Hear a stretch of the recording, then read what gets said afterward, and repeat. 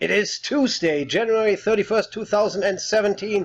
It's 2:31 p.m. in Hawaii, 7:31 in New York. Just wanted to make a quick video explaining why we are long biotech. Then I wanted to explain how we made a little more than 34K in January and how you can get notified whenever we make our next move. And then I wanted to address tomorrow's Fed meeting. So let's get started with our current position. We bought LabU today at the possibly worst time. We pretty much picked this top here.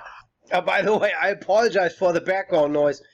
You might think here in Waikiki everything is sunshine, reggae, Ibiza, and it's nice and slow. There is always going to be, if it's not sirens, then there is construction noise in the back. So I apologize for that. Despite my terrible timing today, I believe LabU is the best risk reward right now out there, just because President Trump met with Big Pharma today, and I think that's a game changer.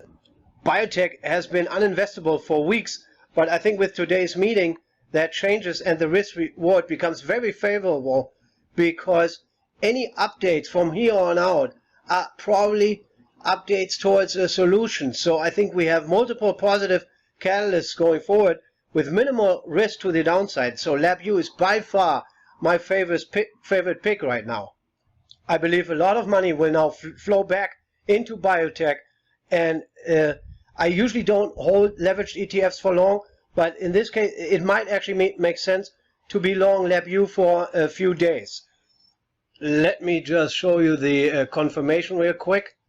Here we bought today at 5:22 Hawaiian time at 5 hours, and then you get to New York time. So at 10:22:59 we bought 3,500 shares of LabU and paid $38,999 for it. And since we're already looking at the order book here, let me pull up the history for January, and you will see we didn't even trade that much. We had a total of 7 trades, 6 completed trades, and every green bar is an opening position. We always have just one position at a time.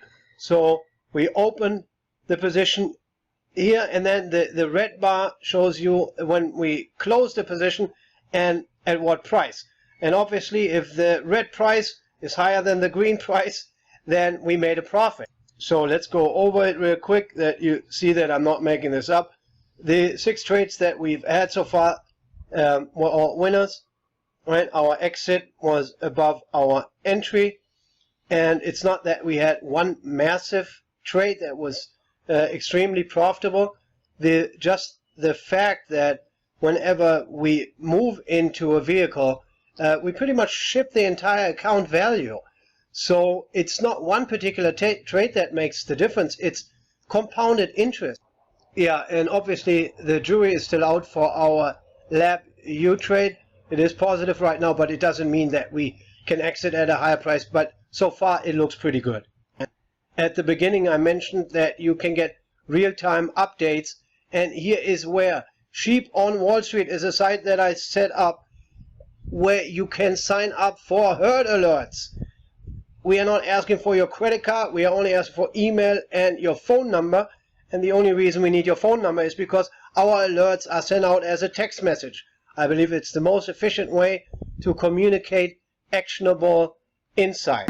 We will not bombard you with messages, we only text you if there is something actionable. So you can expect to have between 1 and max is probably 4 text messages a day.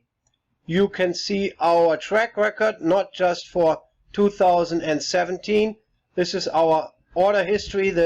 It's exactly the same trades that I showed you in our brokerage account.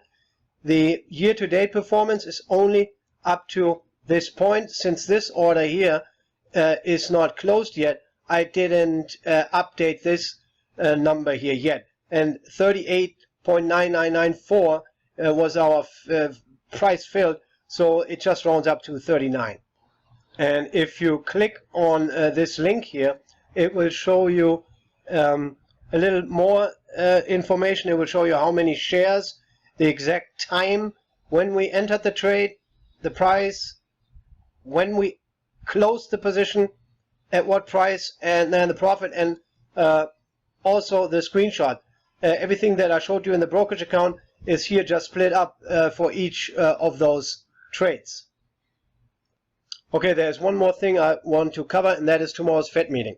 I believe Yellen will be more hawkish than the market is anticipating, despite the weak GDP report that we got on Friday. The reason for that is twofold. A, Yellen is a labor market economist. She believes in the mirage of the Phillips curve, which is an inverse correlation of unemployment and inflation. She believes we're pretty much at full employment and expects inflation to pick up with a lag. And because she anticipates inflation to rise, she doesn't want to get behind the curve. On top of that, she has the perfect excuse now to be hawkish, since the dollar pulled back significantly from its recent highs. So I pulled up the dollar yen here next to the euro dollar, and these 500 basis points that it came back, or 400 basis points that the euro rallied versus the dollar, it's the perfect excuse for her to be more hawkish. Although I am on the margin bearish on gold and bearish gold miners, I do not know if I want to be short miners ahead of the release, because I like LabU so much better than anything else out there that I don't think it's worth the risk, that event risk.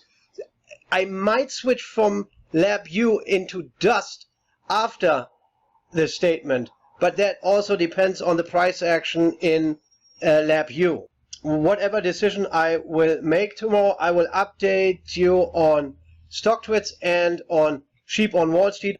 I always appreciate feedback, so you can hit me up on StockTwits or at simon@sheeponwallstreet.com.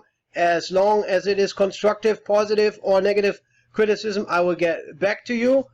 And please keep in mind, it's really, trading is not easy. It's hard out there, right?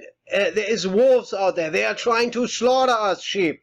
We need to hold together. We need to work together. It's possible to beat the market, but we need to do it wisely. So, if you want to be part of the herd, you know where to find us.